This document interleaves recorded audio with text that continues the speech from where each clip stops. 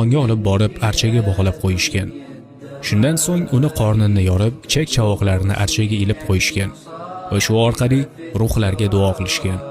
Keyinroq o'rmon hayvonlari qizning qaysi a'zolarini yeyishiga qarab, kelasi yil haqida fol ochishgan. Qizni o'sha paytlarda qorqiz deb chaqirishgan. Archa esa qurbonlik qilinadigan daraxt bo'lgan. Boshkohni esa Qorbobo bilgan. Sovet davrida esa kommunistik mifologiya ham to'qib chiqarilgan. O'shanda yangi yilni dunyoviy bayram deya e'tirof eta boshlangan hamda Rojdestvoga muqobil bayram sifatida joriy qilingan. Unga ko'ra Qorbobo pionerlarga yordam bergan, Lenin va Stalinni madh etgan. Bugungi kunga kelib esa yangi yil musulmonlar orasida ham nishonlanyapti. Ko'pchilik musulmonlarda hamma narsa aralashib ketgan.